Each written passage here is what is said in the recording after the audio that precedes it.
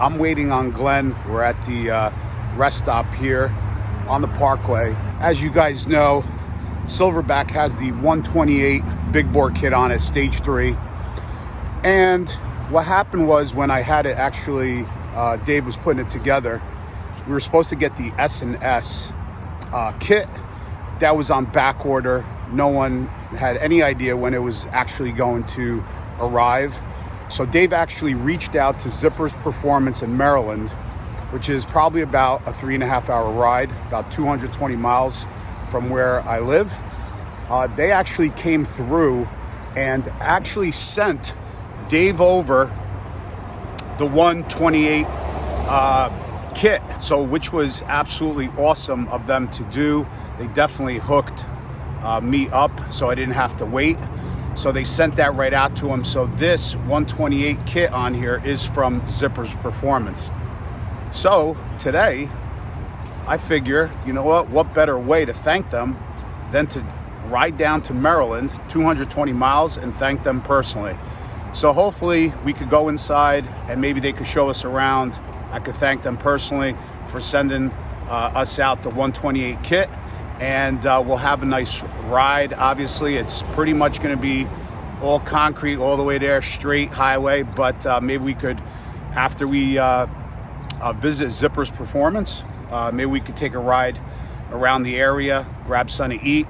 So I'm going to wait for Glenn, and it's about 6:30 a.m. right now, and we're going to head out for a 3.5-hour ride. So stay tuned.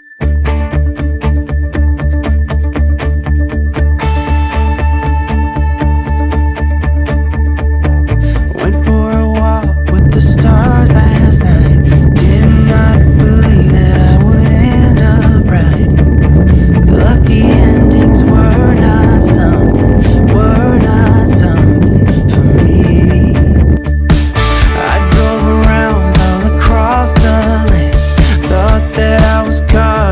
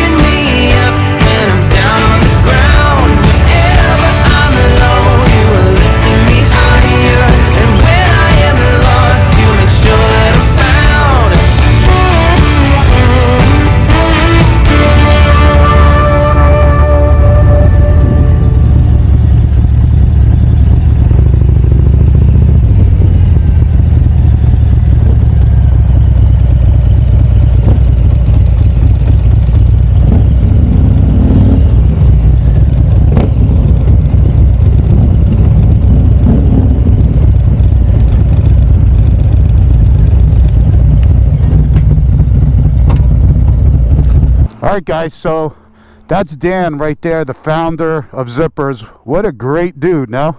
Yeah. Me and Glenn were just talking to him. He wasn't in the building, but we came here and we introduced ourselves, and he was about 15 minutes away and came and talked to us. We were over here talking for about 20-30 minutes, and what a great guy. What a great guy. Full of knowledge, and we're actually going to be bringing the bikes around back, and he's going to show us around the building and show us a few things. But wow, what a great guy.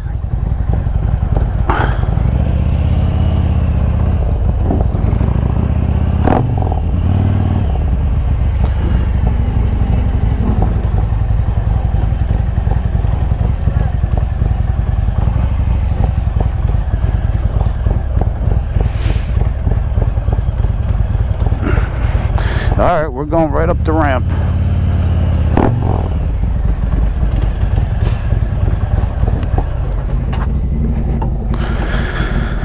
All right, guys, so I'm going to shut this camera off, put on the other camera. I got Glenn, and he's going to show us around. Really do appreciate it. Oh, yeah, you bet. Thank you very much. You enjoying that big bore kit? That thing's a beast. It's a beast. It's so much fun. So Dave, you know Dave, right? JD Cycles? JD Dave is a great guy. Yeah. He is a skilled tuner. He's a really an enthusiast, a technician. Yeah. Does his homework. We love working with him. Right. We send a lot of people to Dave's shop. Absolutely. Yeah. Great guy to boot. I like working with him. Yeah. Yep. So you got 143 horsepower and 153 torque out of it. Yeah. Yep. That's awesome. Thanks to you guys, because obviously we needed it. You guys sent it out, so I really do appreciate it. I didn't have to wait on it. Yep. Now, oh, nice. Yeah, you'll see those things laying around here everywhere. Castings are all over the place. So this used to be many years ago. It was like a service shop, but it's just an R&D shop now. And then this is where we do all our testing. There's 2 dynos in here. Oh, nice. And you can see the air system. Yeah. And that pretty much keeps everything flowing so we can test. Because what kind of dynos are you using? Well, there's a Land and Sea and a Dynojet. Oh, okay. Yep. But, we do a lot of testing at Zippers, a lot of durability testing. Right. Because if it has a part number, there should be something behind it. And we want to make sure our customers are not doing the R&D of testing stuff out. This is the bike that's on your videos. Yeah, that's a test bike there, and it gets engines rigged in and out of it on a pretty regular basis, testing different configurations. Jeez. That has a new cylinder head on it that we're working, so that's a 128 kit with nice. A stage 4 head that we're testing, and it's that's the one thing I still need from you guys, which we'll probably do in the winter, is the head. Yeah, when you're ready. Absolutely. You bet. Matter of fact, that might be the head. Based on how the test results are working. Looking good, right? I see you're developing mufflers also. Exhaust? Well, we do a lot of testing of mufflers, but we don't manufacture any exhaust systems. And that's not anything in... Yeah, we really like the D&D stuff, which we use a lot of, as you'll see as you're stepping through here in the shipping department. Nice. And the Chromeworks guys make some good systems, but that's what I have on my bike. Really nice system. Yeah, it's good. And then this is the entry point to production. It's kind of a lot of stuff here.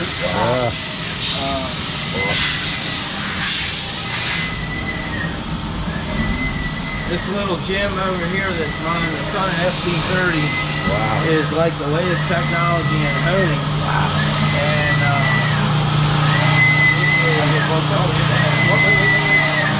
reach that. It'll stop. Gotcha.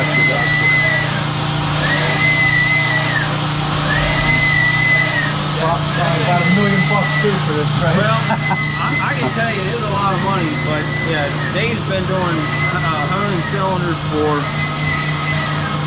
46 years. And he used to work for Sonny Rouse, who was the Triumph guru in the 60s and 70s, who made big bore kits, and learned a lot, you know, because Sonny understood how to make an engine seal. Right. And we carried that principle into our racing program, and then into our stuff with our street bike stuff. So we've always been focused on how to get a good ring seal, and there's a lot of processes, a lot of steps to do it.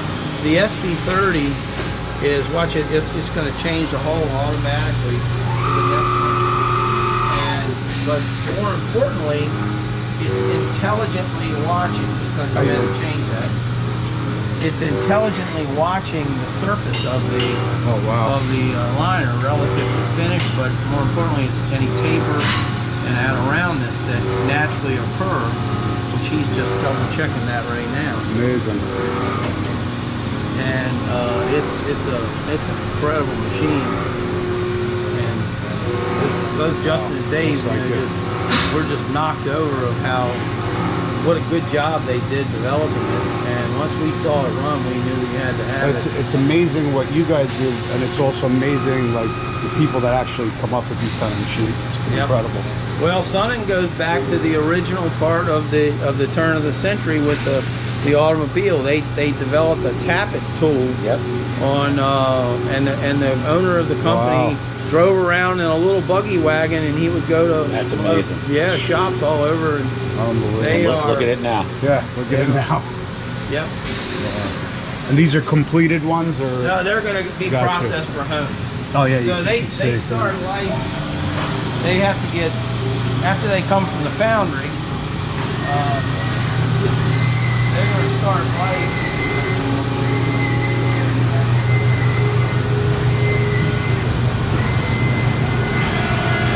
They got to get machined on the surfaces and then machined on the IDs, and then once that's done, then they're processed over for home. Amazing. And then they got to get matched up to all the various piston configurations. Some of those bores are going to be 4 1/8, some of them are going to be 4 1/4. Wow. We're working on a new larger bore version right now. Oh really? Yeah. Oh. Which, you know, bigger's better. Too much. Absolutely. Is just right, right? And then, you know, all the manual equipment that's over here is just support equipment and running single operation. Amazing. Over here is where we make parts. How you doing? How are you? And Ben's got the Centroid there. That's you go right in there with that. That's a 5-axis machine that can do all of the various porting and stuff that's on there. And those models are all developed and put in place, and then once they're done, Ben has a host of menus of various programs depending on the application of the job. Because we do Evo stuff, we do twin cam stuff, we do CVO stuff, we do water tools, we do M8 heads, Sportsters, and they all require their own separate programs. Is there still a bowling for that type of mark? Evos? Well, the Evos are definitely small. Thanks, bud. The bulk of everything we process is going to be twin cams and M8, no doubt. But because we're a legacy business, being around 40 years, you've developed programs that worked on Evos that, you know, when I was talking to Spencer the other day, we were going over a cam selection yesterday on an Evo that he built for a guy 20 plus years ago. Oh wow. Because stuff's turning over now. You know, those bikes are getting sold. Younger guy might have some money, maybe doesn't have some money, might want to change the power curve. It's hard to say, but the fact that we still have those type of support parts, yeah, definitely we still do it. Very cool. And this is basically the same thing, or? Yeah, this is a 3-axis machine that's over there running. I believe it's running this part right now. Yep. So here's the old part. Oh, yeah, 86 to 90 Sportster. Unbelievable. Yeah, that's a trap door for the transmission. So it's making that same part? Yep, that's what's in there running right now. And over on the other one, I think he's over there machining cam change. And we sneak over here. Cool, huh?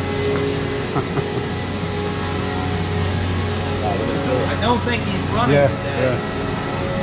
But I think that, I know we got the heat treat. Shift greasing cam. Yeah, it's not running today, but this is the cam shop. Oh, wow. So this is where all the grinding does for camshafts. So nice. this is a OD grinder. This is an old Burco grinder from way back in the day, which we still keep here. And then, but there's the real jewel of the business right there is the Landis 3L. Wow. And yeah, when he'll get about 500 cams will come in from heat treat, and then he'll process those there. And even these though, that's a single operation. Amazing. That's an old cam grinder. It was built in 1941. Amazing, amazing. Sold, great condition too. Sold to Packard Motor Company back. It's original paint and all. Close.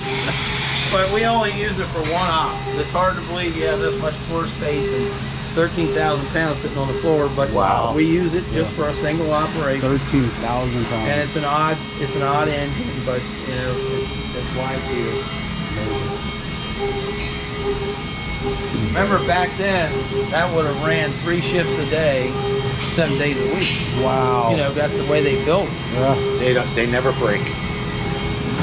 Well, hardly ever. All the old shit lasts forever. He's still here, right? You remember your old refrigerator, how long it lasted? So, a cylinder head, man, Tom, he's off today, but cool. This is his station where he's processing CNC ported heads. There's a seat machine over there. You can see all the various cutters. He's pretty busy on his, before he got out of here yesterday. And yeah, I just watched him on a video doing one. yeah. Yep. And he's a cylinder head guru, man. He has been around a long time, knows his stuff, knows how to develop a port, knows how the air needs to flow. And then once we get something that we're satisfied with on the testing side, and we think it's a good match, then we make a part number, and that's when it gets scanned, and then they'll use that. That's great. Yeah, and you have a head flow bench too? Oh yeah. Yep. Yep.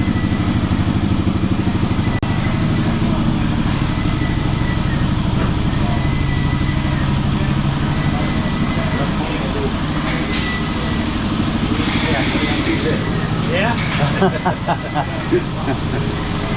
Like everywhere you walk, there's iron on the floor.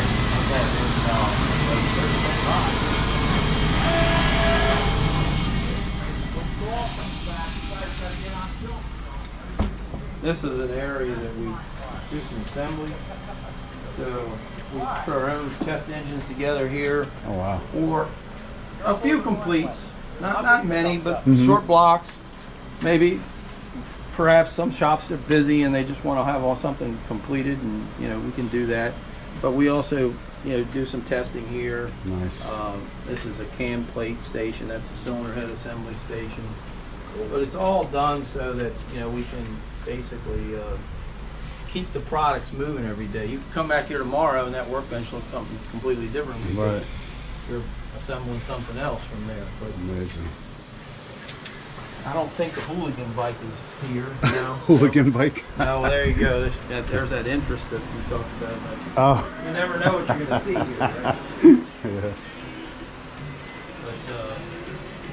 But one of the guys works here, Justin, that's on the son. He's got a hooligan sports here. Yeah. He looks young to have a son that rides a Sportster. No, he rides it. Oh, he rides it. Yeah. Yep. He's your engineer, right? No, that's Adam. Adam, okay. Adam will give you a wave there, but he's busy. What's up, Adam? Heavy duty. How are you? Good. How are I you? saw you on TV. Oh, nice. Yeah. I love your site, and I love the name.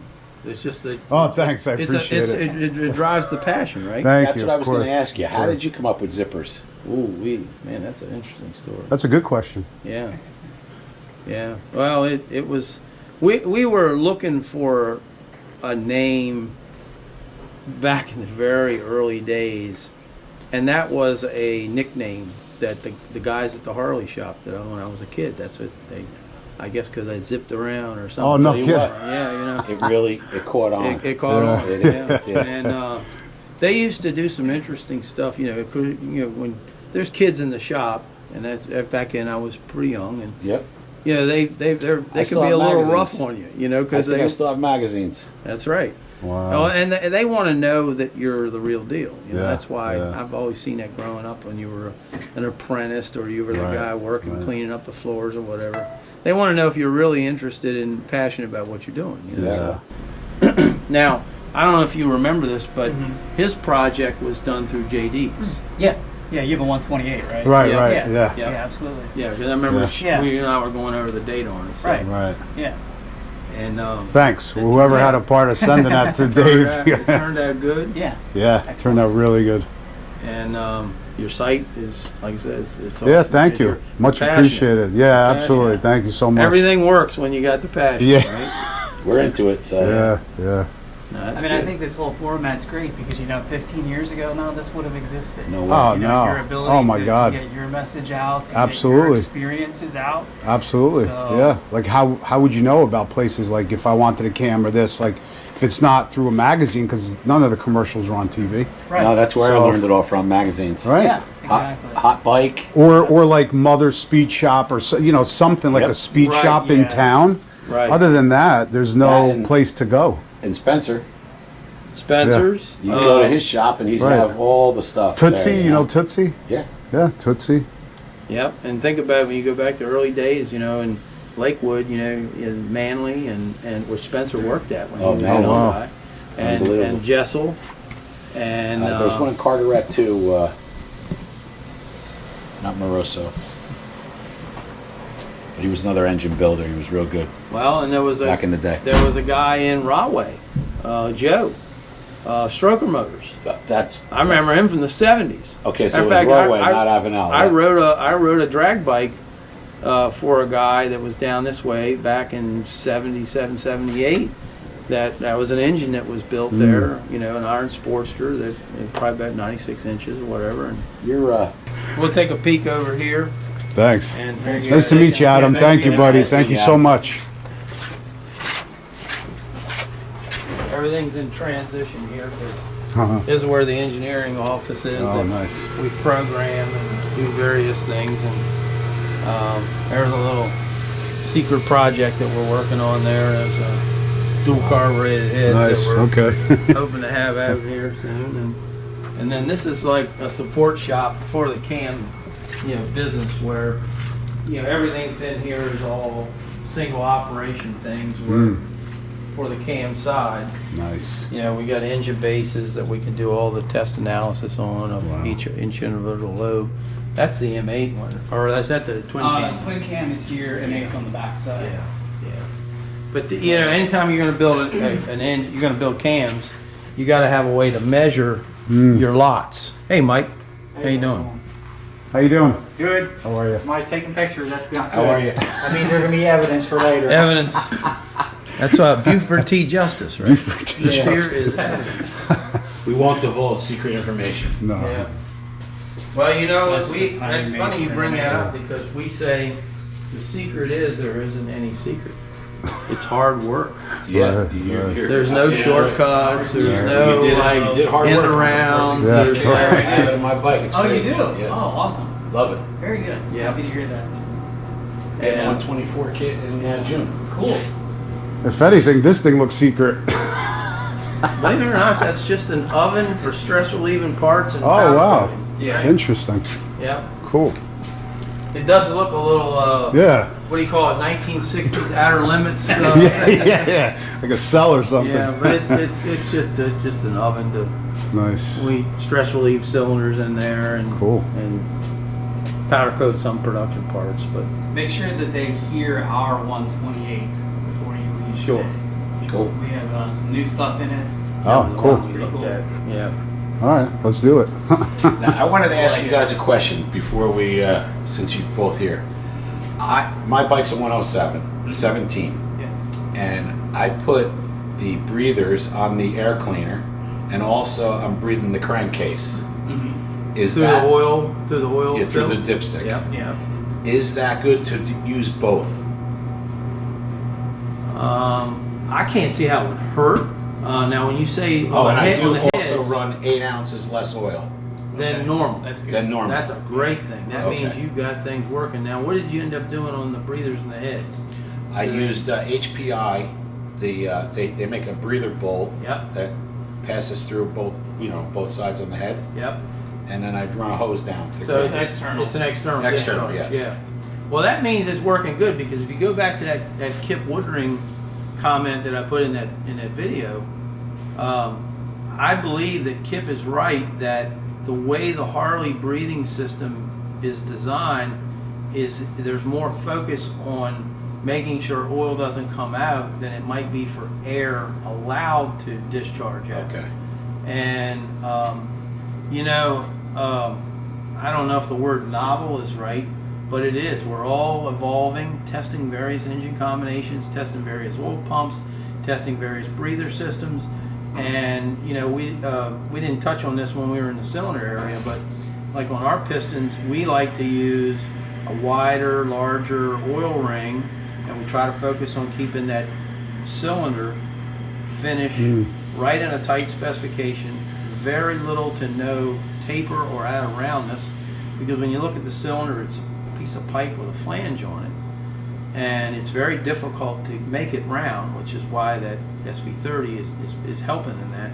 But we try to do that so that we get a good seal, because the Harley OE piston uses a 2 millimeter lighter tension oil ring, so you can get a little bit of Bypass. oil up on the top side. And we're not saying that's necessarily bad or good or whatever, but we like to really dry up those engines. We don't want to have oil But consumption. you would notice a horsepower drop with that buildup on the top of the pistons, correct? Or no? I don't know that you would. And the other thing is, when you have a little oil on the top of the piston, your leak down is better, not worse, because the oil seals, Now, could that also Thank you be so much. part with the ethanol fuel that's depositing on the top of the piston, or no? I don't And this think is so. for what address? For No. my address? And remember too that the oil, Okay, if it does Likewise. oil, when you take a head off of an engine that has some oil consumption, meaning maybe it doesn't have enough tension on the oil rings, or maybe the cylinder's not quite as round Thank as it you. needs to be, what you'll actually see is a bare Great, spot. thank on you the so piston, much. Because the Okay, oil bye. won't let the carbon attach. Okay.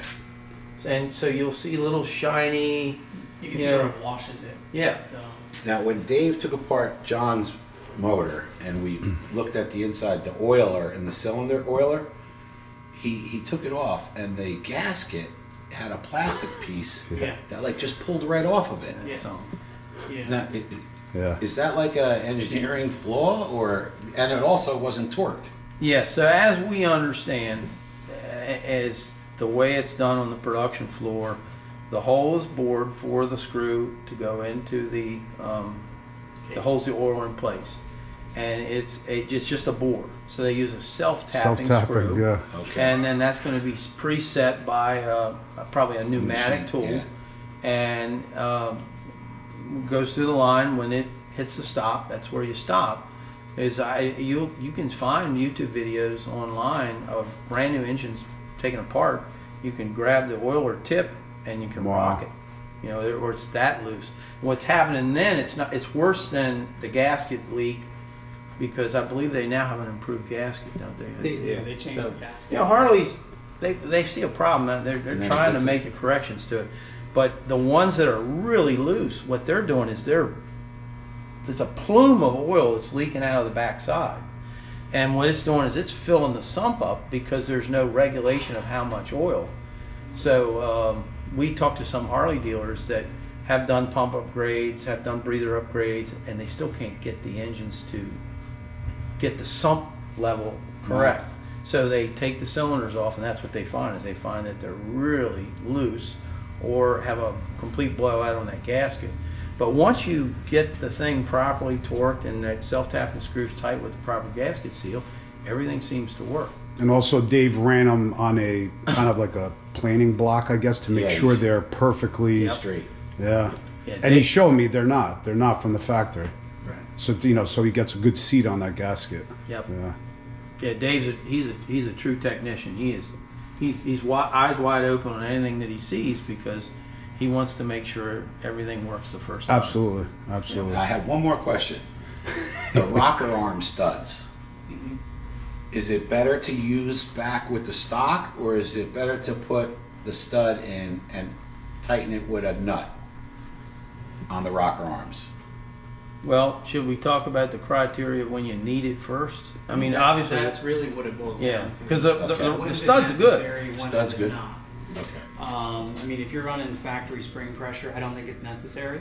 I really Okay. don't. I know once you get the bigger cams and bigger springs, it can become necessary. I think that the reason why they were developed is because very large springs came out in the beginning, and it puts a lot more pressure into that. I gotcha. So the stud, you know, I don't think it's necessary for the most part, but if you were doing a big cam, big spring, big everything, it's not a bad idea. Do you have anything Yeah, to you got add? more strength because of the stud.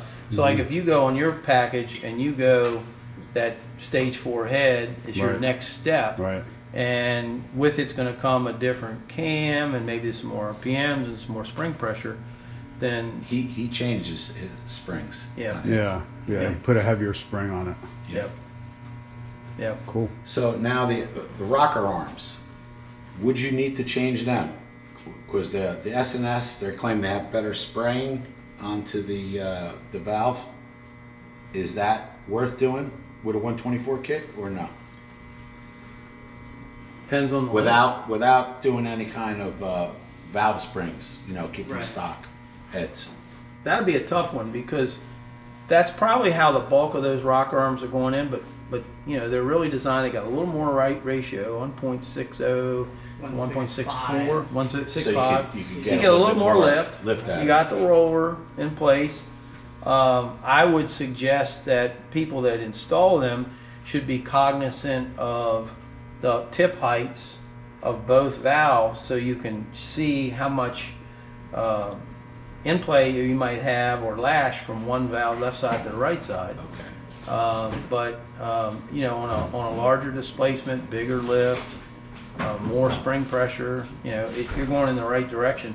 We get a lot of calls because of 468s, right? Because there's so many of those things out there, and guys might buy the rocker studs, maybe think about roller rockers, maybe buy the tappet cuffs. But the reality is, in that application, because that's not a high RPM cam, you don't really need it.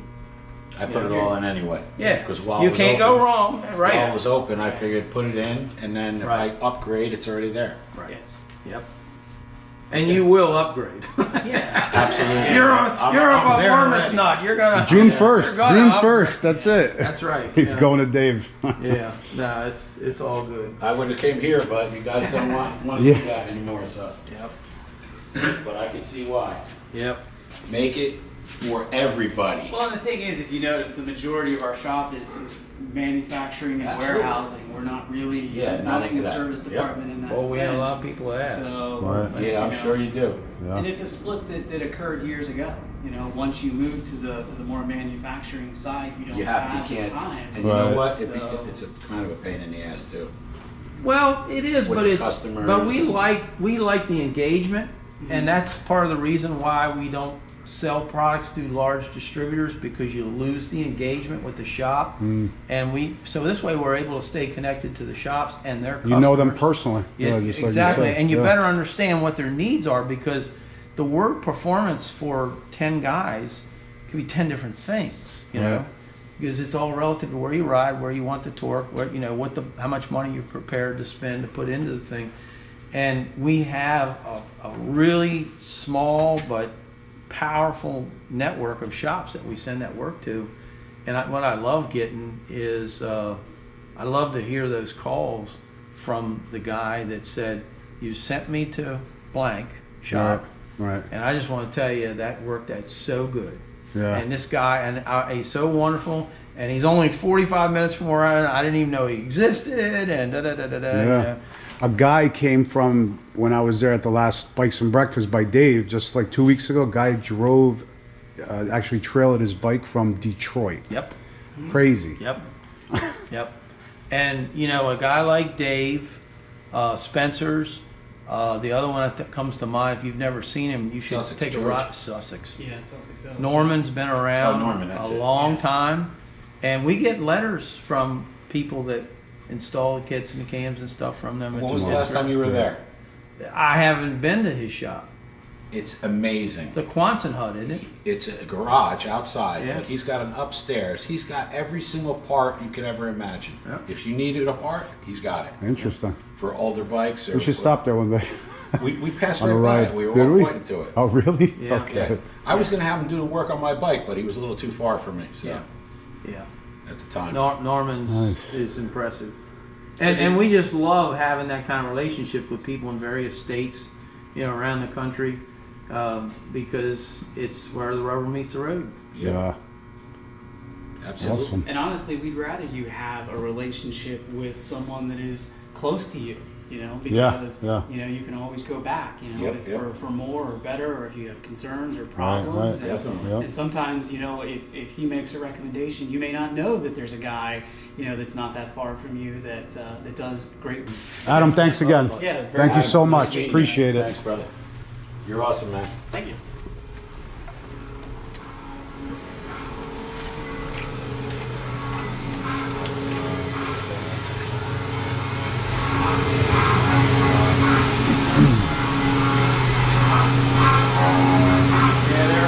They're running these right now. Oh yeah. That's a twin cam dual piston cam tensioner. There's the inside one. That's on the outboard side of the cam plate. Amazing. That's for a twin cam? Yes, sir. Yep. This thing's really rolling down. Now you're going to see the real. Oh, wow. Watch that thing go.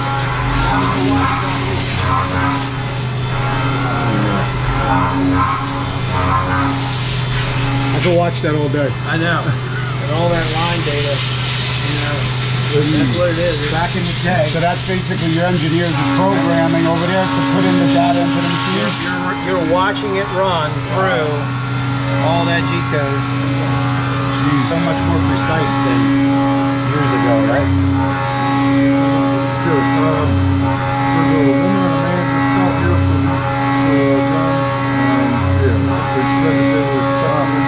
They're all back by the guy. Okay, good. Never YouTube it.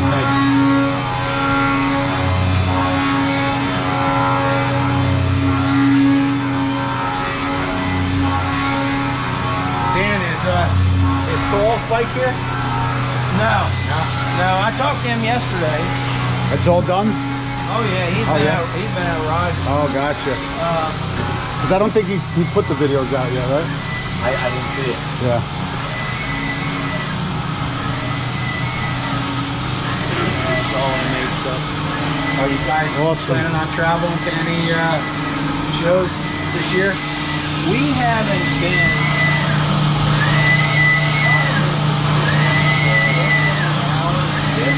And I did so much of that back from around 2000 to around 2012 that we'll go to Delmarva this year. It's down the beach and it's our 40th anniversary. But this weekend they're racing at Cecil County Dragway. ATRA is there Saturday and Sunday, and that's just across the Maryland line, just south of, before you cross the Susquehanna River. Oh, yeah? Yeah. Matter of fact, we ought to look before you guys go back to see if they're doing a test and tune session today, because you might be able to. I don't know if I'll have time for that. That's the thing. Yeah, we're meeting up with some other YouTubers. They're here. Yeah. Dan, thank you so much. Oh, Huge my pleasure. pleasure. Awesome, Huge man. pleasure. Thank you so much. Keep up the good work on the Pleasure. channel. Yeah, pleasure meeting you, and thank you for your hospitality, showing us around. Oh, my really pleasure. appreciate it. The And thanks for the 128 kit. All right. Come on, let's do it.